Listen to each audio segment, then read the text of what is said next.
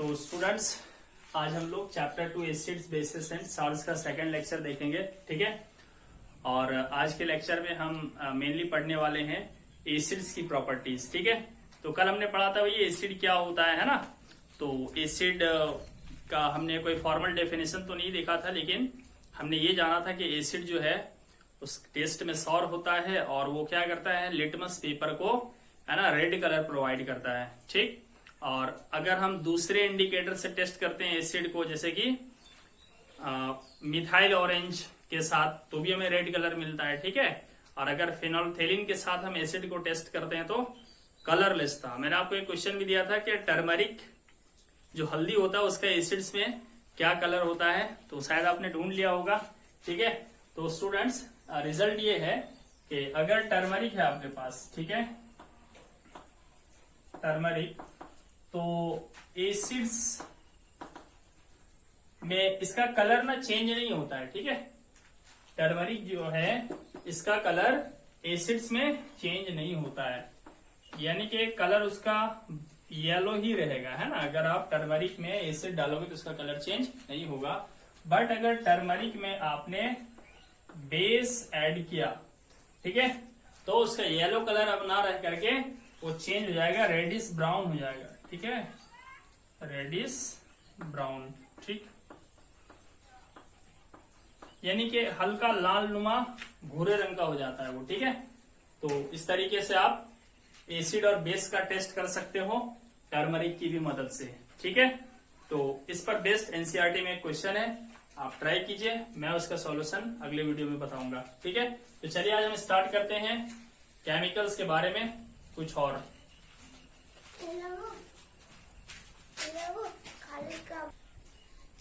तो students, acids की property start करने से पहले एक चीज मैं आपको बता दूं, कल इंडिकेटर्स हमने पढ़ा था। ठीक है, इसमें से आता है ऑल्फैक्टरी इंडिकेटर्स। ऑल्फैक्टरी इंडिकेटर्स,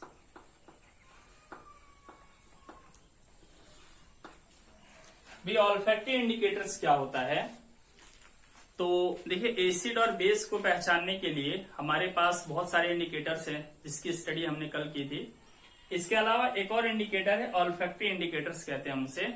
ये वो इंडिकेटर्स होते हैं ना जो एसिडिक और बेसिक मीडियम में अपना कलर तो चेंज नहीं करते, लेकिन अपना स्मेल चेंज कर देते हैं। ठीक है, उनका जो स्मेल होता है, जो गंध होता है ना, उसकी जो खुशबू होती है या बदबू होती है, ठीक है, वो गंध जो है चेंज हो जाता है एसिडिक मीडियम में और बेसिक मीडियम में। ठीक है, तो ऑल्फैक्टरी इंडिकेटर्स क्या होता है, those substances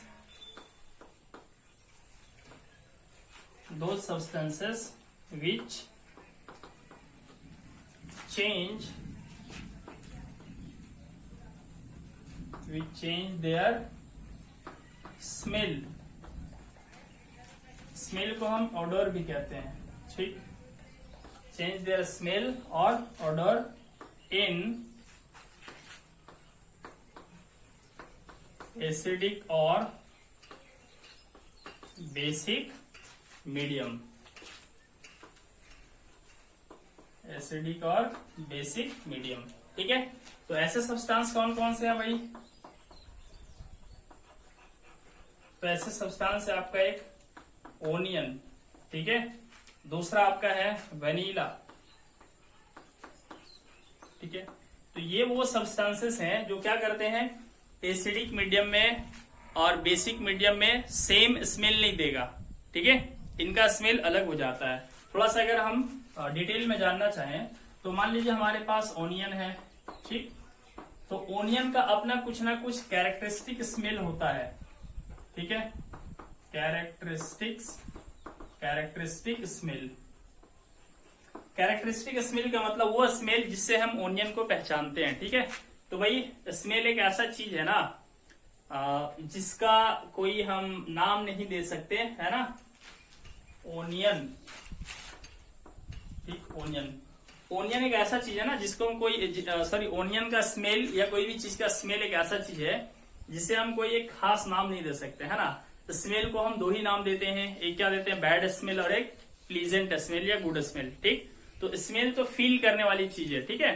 तो देखिए ऑनियन को पहचानते हैं हम उसके स्मेल से, तो जिस स्मेल से हम ऑनियन को पहचान लेते हैं वो उसका कैरेक्टरिस्टिक स्मेल हो गया, ठीक। तो अगर हम ऑनियन लेते हैं, ठीक है, देखिए ये सपोज कीजिए हमारे पास एक बर्तन है, इसमें हमने कटे हुए ऑनियंस ले लिए भाई, कटे हुए प्याज ले लिए, या ऑनियन का जूस इसमें हमने ले लिया, ठीक है। इसके अंदर हमने क्या ले लिया, ऑनियन या ऑनियन का जूस, ठीक। तो इसका ना अपना एक कैरेक्टरिस्टिक स्मेल होता है, ठीक है। अब हम इसमें एसिड डाल देते हैं, है ना, अगर हमने इस बर्तन में एसिड डाल दिया, तो एसिड डाल देंगे ना तो इसका कैरेक्टरिस्टिक स्मेल चेंज नहीं होगा, ठीक है। इसका स्मेल चेंज नहीं होगा, यानी कि ऑनियन का जो स्मेल था वही स्मेल रहेगा, ठीक है। कब, जब हम इसमें एसिड ऐड कर देंगे। बट इसी ऑनियन में, है ना, ये कंटेनर है, इसमें चॉप्ड ऑनियंस है यानी कटे हुए, अगर हम इसमें बेस ऐड कर दें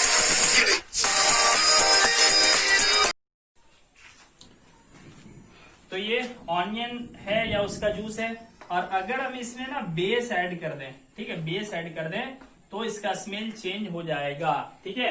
यानी कि इसका जो कैरेक्टरिस्टिक स्मेल है, ऑनियन का जो स्मेल आता है वो स्मेल चेंज हो जाएगा, स्मेल चेंज हो जाएगा, ठीक।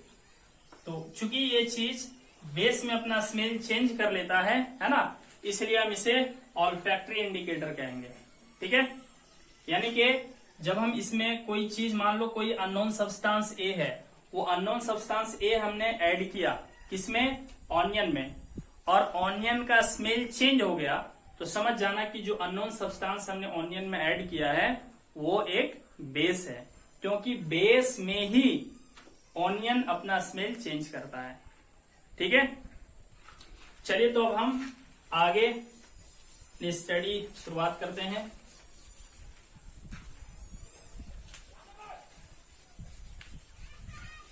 स्टूडेंट्स, एक और मैं आपको यहाँ पे बात बता देना चाहता हूँ कि देखिए अभी हम सिर्फ थ्योरेटिकल स्टडी पे ज्यादा ध्यान दे रहे हैं, ठीक है। चैप्टर 1 में भी आपने देखा होगा chemical reactions and equations chapter में थ्योरी हमने कंप्लीट किया था, प्रैक्टिस बहुत कम हुई थी। तो जैसे हमारा एक बार कोर्स कंप्लीट हो जाता है उसके बाद सिर्फ और सिर्फ हम प्रैक्टिस के वीडियोस डालेंगे, ठीक है। तो तब तक आप थोड़ा सब्र बांधे रहिए और थ्योरी को अच्छे से सीख करके और थ्योरी का कंसेप्ट मजबूत कीजिए, ठीक है। तो चलिए अब हम आगे स्टार्ट करते हैं, प्रॉपर्टीज ऑफ एसिड्स।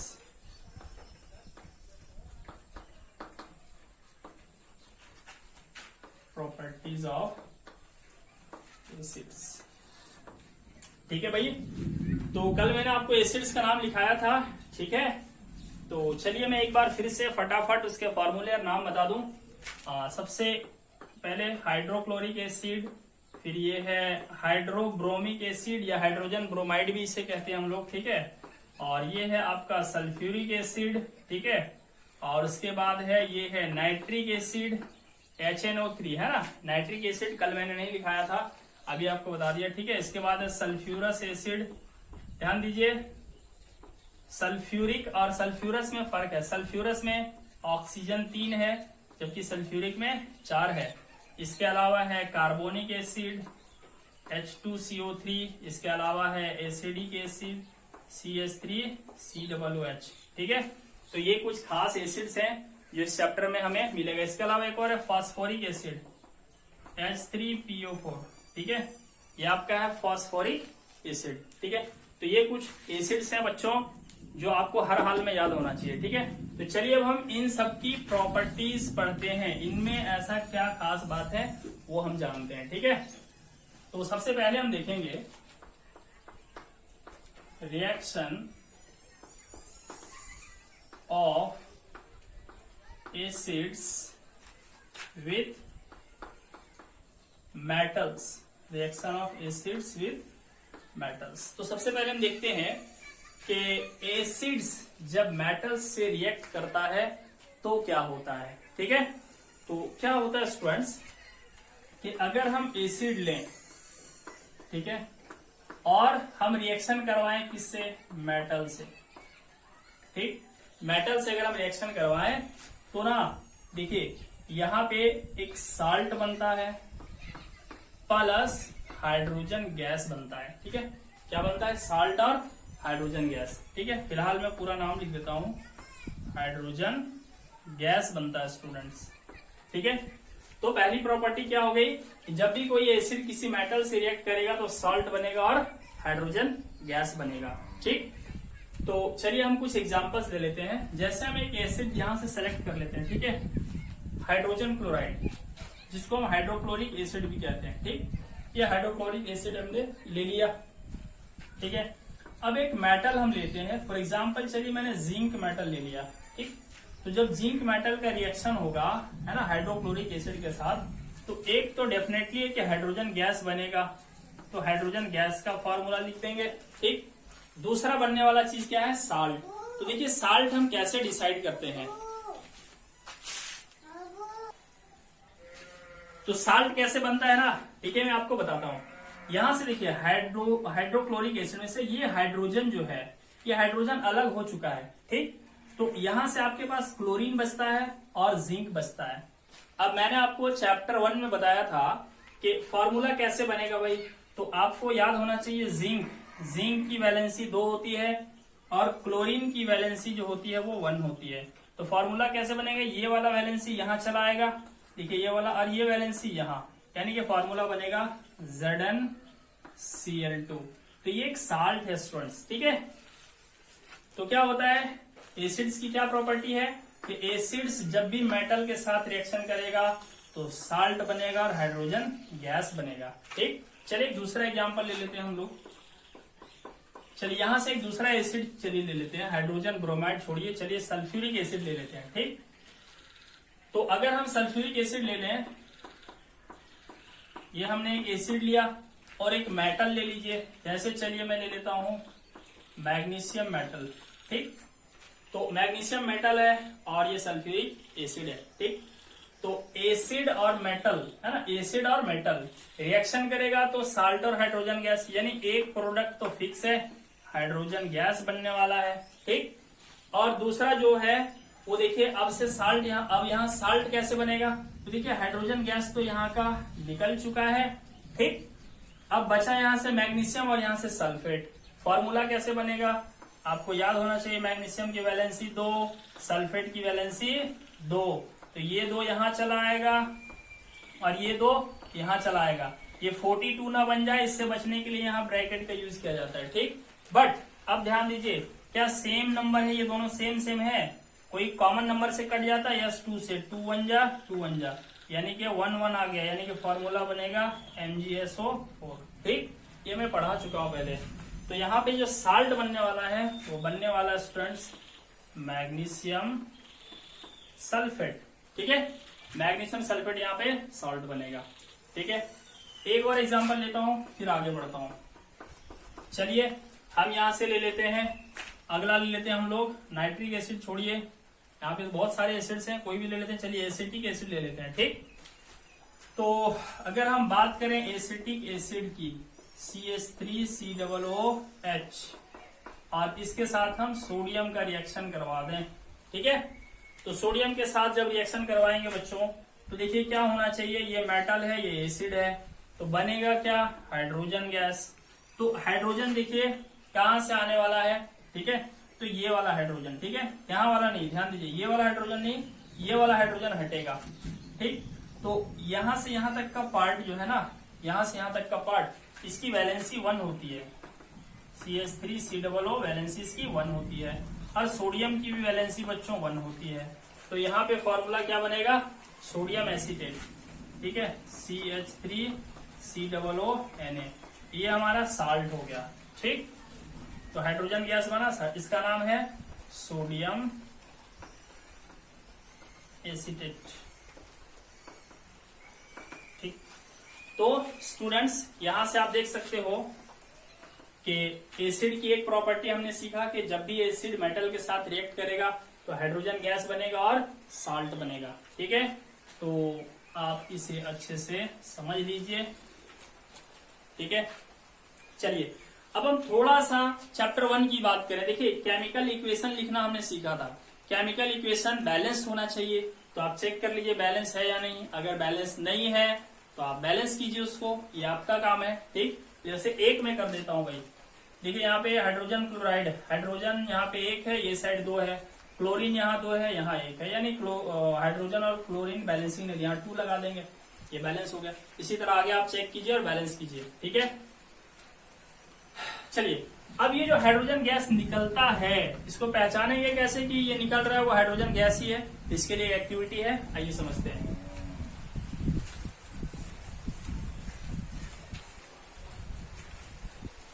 क्या करते हैं हम लोग, एक टेस्ट ट्यूब लेते हैं,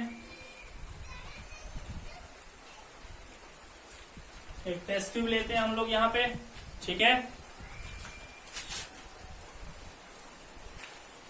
इस टेस्ट ट्यूब के अंदर क्या करता हूं मैं, एक एसिड ले लेता हूं। चलिए एग्जांपल के लिए हाइड्रोक्लोरिक एसिड ले लिया, ठीक। और अब हम क्या करते हैं, इस पे कुछ जिंक के टुकड़े डालता हूं, है ना, ये जिंक मेटल है, ठीक है, जिंक मेटल, इसके टुकड़े में इसमें डालता हूं, ठीक। तो क्या होगा, जिंक और हाइड्रोक्लोरिक एसिड रिएक्शन करने लगेगा, तो जिंक का जो टुकड़ा है ना, इसके किनारे किनारे यहाँ पे गैस बनने लगेगा, और स्टूडेंट्स वो गैस जो है वो हाइड्रोजन गैस होगा। कौन सा, तो ये गैस अब यहाँ से देखिए बन के निकलने लगेगा हाइड्रोजन गैस, ठीक। तो इसको ना हम इस तरह से कलेक्ट कर लेते हैं, देखिए इस तरह का अरेंजमेंट, इस तरह का हम एक अरेंजमेंट लेते हैं। देखिए यहाँ पे एक होल है, इस होल में हम एक पाइप डालते हैं, ग्लास का पाइप होता है। इस ग्लास पाइप को हम एक बड़ा बीकर में लेके डाल देते हैं, और इस बीकर के अंदर सॉफ्ट सॉल्यूशन होता है, ठीक है। क्या होता है, सॉफ्ट सॉल्यूशन, यानी कि साबुन का सॉल्यूशन होता है, इस बीकर के अंदर सॉफ्ट सॉल्यूशन होता है, ठीक। तो हाइड्रोजन गैस जब यहाँ से निकलेगा ना, तो हम लोग देखते हैं ना भाई कि साबुन का सॉल्यूशन में कभी भी अगर आप हवा पास करोगे तो बबल्स बनने लगता है कि नहीं, तो यहाँ से भी बबल्स बनने लगेंगे, देखिए इस तरह का बबल्स, और ये हाइड्रोजन गैस ना इस बबल्स के अंदर भर जाएगा, ठीक है। कभी आपने बचपन में क्या होगा, सॉफ्ट सॉल्यूशन में से ऐसे, है ना, एयर ब्लो किया होगा तो बड़े बड़े बबल्स बनते हुए देखे होंगे आप लोगों ने। तो सॉफ्ट सॉल्यूशन से यहाँ बबल्स बनता है। बबल्स क्यों बनता है, क्योंकि हाइड्रोजन गैस इस सॉल्यूशन के अंदर मौजूद होता है। तो हाइड्रोजन गैस जब इस देखिए इस पाइप के जरिए ऐसे आएगा हाइड्रोजन गैस, यहाँ से बाहर निकलेगा तो बबल्स बनेगा, इन बबल्स के अंदर क्या होता है, हाइड्रोजन गैस होता है, ठीक। अब आप क्या कीजिए, इसके सामने एक बर्निंग कैंडल या बर्निंग मैच स्टिक लेकर के आइए, ठीक है। बर्निंग कैंडल या मैच स्टिक लेकर के आइए, ठीक है। भाई जलता हुआ माचिस का तीली या मोमबत्ती लेकर के आइए। तो जैसे ही ये हाइड्रोजन के कांटेक्ट में आएगा ना, ये यहाँ पे एक पॉपअप साउंड क्रिएट करेगा। कैसा साउंड, पॉपअप साउंड, ठीक है। तो ये पहचान है हाइड्रोजन गैस की कि जब भी हाइड्रोजन गैस जलेगा तो पॉपअप साउंड प्रोड्यूस होगा। तो चूंकि पॉपअप साउंड प्रोड्यूस हो रहा है, इससे कंफर्म हो जाता है कि जो गैस यहाँ से बन रहा है वो हाइड्रोजन गैस ही है, ठीक है। तो कैसे कंफर्म करते हैं हाइड्रोजन गैस ही है, उस गैस के सामने हम बर्निंग स्टिक लेकर के आते हैं, तो हमें वो गैस पॉपअप साउंड के साथ बर्न होता हुआ दिखता है, ठीक है। इसीलिए हम कह सकते हैं कि पॉपअप साउंड के साथ जो जल रहा हुआ गैस है वो हाइड्रोजन है, ठीक। चलिए अब हम एसिड का दूसरा प्रॉपर्टी देखते हैं। पहला प्रॉपर्टी क्या देखा, एसिड मेटल के साथ रिएक्ट करता है। चलिए हम दूसरा प्रॉपर्टी देखते हैं, रिएक्शन ऑफ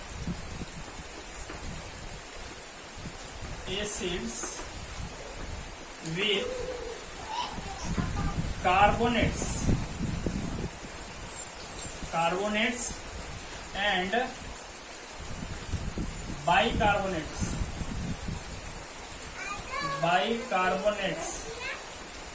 बाइकार्बोनेट्स को ही हम हाइड्रोजन कार्बोनेट्स भी कहते हैं, हाइड्रोजन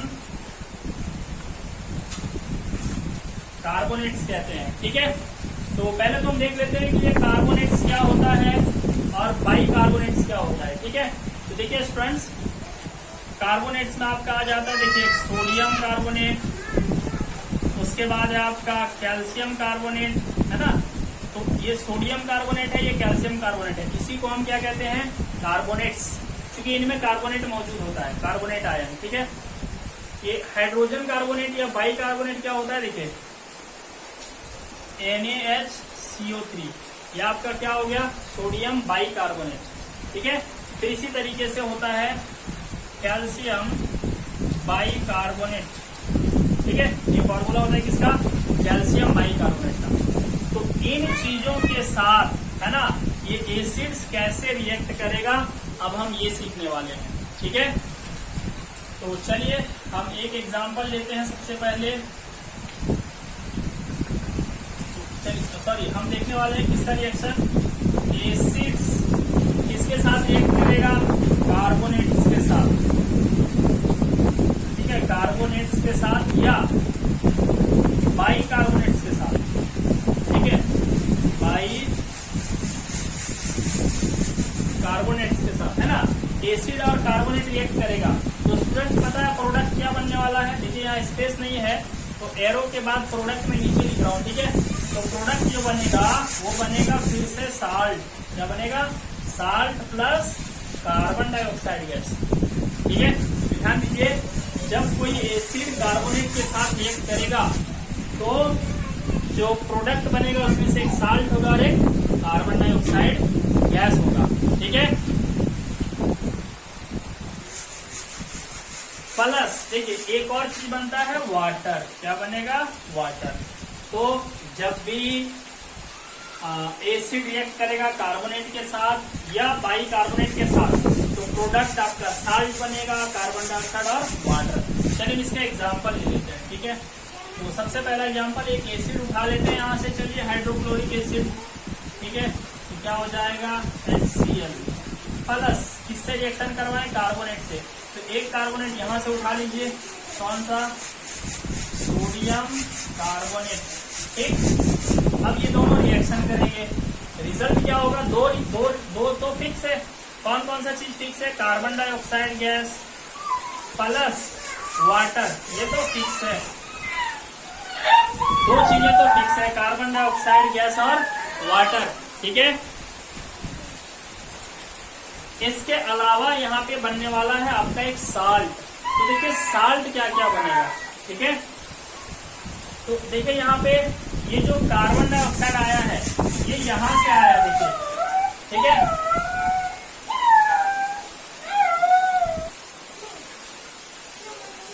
यहाँ से जो है कार्बन डाइऑक्साइड बनता है और एक ऑक्सीजन देखिए यहाँ से बचा हुआ है। ठीक है, एक ऑक्सीजन और यहाँ वाला हाइड्रोजन। ठीक है, ये हाइड्रोजन और यहाँ वाला बचा हुआ ऑक्सीजन, ये मिलके वाटर बनता है। तो स्टूडेंट्स बचा क्या, तो बचा यहाँ से सोडियम और क्लोरीन। तो सोडियम और क्लोरीन से क्या फॉर्मूला बनेगा, सोडियम क्लोराइड। तो ये हमारा रिएक्शन हुआ किसके बीच, एसिड के बीच और कार्बोनेट यानी कि सोडियम कार्बोनेट के बीच। ठीक है, दूसरा एग्जाम्पल चलिए हम लोग ले लेते हैं। चलिए ले लेते हैं यहाँ से हाइड्रोजन ब्रोमाइड का। ठीक है, तो अगर हम हाइड्रोजन ब्रोमाइड इसका रिएक्शन करवाएं किसके साथ, चलिए अब हम ले लेते हैं बाई कार्बोनेट, है ना। एक बाई कार्बोनेट ले लेते हैं, जैसे कि देखिए ये हमारा बाई कार्बोनेट है, इसका नाम है सोडियम बाई कार्बोनेट या सोडियम हाइड्रोजन कार्बोनेट। ठीक, तो अब हम ले लेते हैं सोडियम हाइड्रोजन कार्बोनेट। तो एक एसिड है, दूसरा कार्बोनेट है, तो दो प्रोडक्ट तो फिक्स है। कौन कौन सा, कार्बन डाइऑक्साइड तो बनेगा ही और वाटर बनेगा ही। ठीक है, तो इसके अलावा अब हम साल्ट को ढूंढेंगे। तो कार्बन डाइऑक्साइड आपको मैंने बताया कार्बोनेट में से आता है और एक ऑक्सीजन यहाँ बचा हुआ है, ये वाला हाइड्रोजन मिल करके वाटर बनाता है। ठीक, तो अब बचा क्या, सोडियम और ब्रोमीन। तो साल्ट यहाँ बनेगा सोडियम ब्रोमाइड।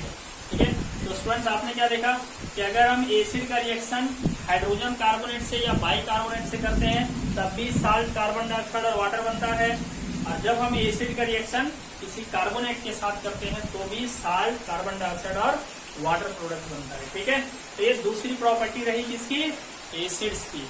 ठीक है, चलिए एक और ले लेता हूं मैं। ठीक है, तीसरा एक एसिड में ले लेता हूं, कौन सा, चलिए सल्फ्यूरिक एसिड ले लेता हूं। ठीक है, H2SO4। ठीक है, और इस बार मैं कार्बोनेट ये वाला ले लेता हूँ, कैल्शियम कार्बोनेट। Calcium carbonate. तो दो प्रोडक्ट तो फिक्स है, कौन कौन, कार्बन डाइऑक्साइड प्लस वाटर, ये तो बनना ही बनना है। तो कार्बन डाइऑक्साइड के लिए कार्बन डाइऑक्साइड यहाँ से आने वाला है, एक ऑक्सीजन यहाँ बचने वाला, ये वाला हाइड्रोजन मिल करके वाटर बनाएगा। बचा क्या, कैल्शियम और सल्फेट। तो कैल्शियम सल्फेट से साल्ट बनाओगे तो बनेगा CaSO4, ठीक है। तो ये साल्ट हुआ, कार्बन डाइऑक्साइड और वाटर, ठीक है स्टूडेंट्स। चलिए अब हम पहचानेंगे कि ये जो कार्बन डाइऑक्साइड गैस है, ये कार्बन डाइऑक्साइड गैस ही है, ये कैसे पहचानेंगे हम लोग, ठीक है। तो इसका भी एक टेस्ट है, आइए सीखते हैं।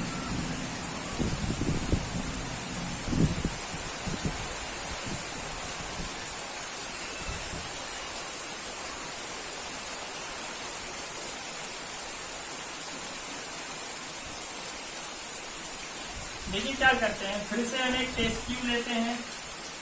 इस टेस्ट ट्यूब के अंदर हमारे पास कोई एक एसिड है, जैसे कि HCl, और इस पे अब मैं मिला देता हूँ कोई एक कार्बोनेट, जैसे कि सोडियम कार्बोनेट मिला देता हूँ। यहाँ रिएक्शन होगा तो यहाँ से गैस बनेगी, ठीक है। अब इस गैस को हम क्या करेंगे, एक पाइप के जरिए हम इस गैस को बाहर ले जाएंगे। और अब हम क्या करेंगे, इस गैस को एक बीकर में ले जाएंगे, ठीक है। इस बीकर के अंदर इस बार हम सॉफ्ट सॉल्यूशन नहीं बल्कि स्लैक्ड लाइम रखेंगे। स्लैक्ड लाइम याद आ रहा है बच्चों, स्लैक्ड लाइम क्या होता है, चैप्टर 1 में बताया था, कैल्शियम हाइड्रोक्साइड, ठीक है। इसके अंदर हमने कैल्शियम हाइड्रोक्साइड भर रखा है और यहाँ से एक गैस आ रही है। तो ये वाला गैस जैसे ही कैल्शियम हाइड्रोक्साइड सॉल्यूशन से पास होता है, ये धीरे धीरे मिल्की हो जाता है। मिल्की मतलब दूध के जैसा सफेद हो जाता है। और कैल्शियम हाइड्रोक्साइड के साथ मिल करके अगर कोई चीज मिल्की बना रहा है, यानी कि सफेद चीज बना रहा है, तो समझ जाइए कि जो चीज कैल्शियम हाइड्रोक्साइड के साथ मिल रही है वो कोई और नहीं बल्कि कार्बन डाइऑक्साइड है, ठीक है। तो यहाँ पे भी एक रिएक्शन होता है, क्या रिएक्शन होता है, कैल्शियम हाइड्रोक्साइड रिएक्शन करता है कार्बन डाइऑक्साइड के साथ, ठीक है। और जब रिएक्शन होता है तो यहाँ पे बनता क्या, देखिए, एक तो बनता है कैल्शियम कार्बोनेट, ठीक है। क्या बनता है, कैल्शियम कार्बोनेट प्लस वाटर, ठीक है, कैल्शियम कार्बोनेट और वाटर। तो ये कैल्शियम कार्बोनेट जो है यही व्हाइट कलर का हो जाता है, ठीक है। और इसी के बनने की वजह से ये पूरा हमें व्हाइट दिखने लगता है, ठीक है। तो स्टूडेंट्स देखिए, अभी मैंने बहुत सारा रिएक्शंस लिखा है, बैलेंस किसी को नहीं किया है। बैलेंस आपको करनी है, प्रैक्टिस आप कीजिए, क्योंकि चैप्टर 1 का पार्ट है बैलेंसिंग, और अभी से अगर आप प्रैक्टिस नहीं करेंगे तो एग्जाम में आपको काफी दिक्कत होगी, ठीक है। तो आज हमने यहाँ पे ये सीखा कि कार्बन डाइऑक्साइड गैस की पहचान कैसे होती है। तो जब भी कार्बन डाइऑक्साइड गैस की पहचान करनी हो तो आप उसे किससे पास करा दीजिए, कैल्शियम हाइड्रोक्साइड सॉल्यूशन से। जब उससे पास करा देंगे और अगर वो सॉल्यूशन मिल्की व्हाइट हो जाता है तो समझ जाइए कि पास होने वाला गैस कोई और नहीं बल्कि कार्बन डाइऑक्साइड ही है। और वो व्हाइट किसकी वजह से होता है, तो कैल्शियम कार्बोनेट की वजह से। कैल्शियम कार्बोनेट देखना परसिपिटेट है, इसको पीपीटी से दिखाया जाता है। परसिपिटेट आपको पढ़ा चुका हूं मैं चैप्टर 1 में।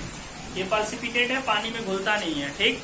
तो आज के क्लास में इतना ही। अभी एसिड्स के कुछ और प्रॉपर्टीज बचे हुए हैं जिसको हम अगले लेक्चर में देखेंगे। तब तक के लिए पढ़ते रहिए और सीखते रहिए। Thank you.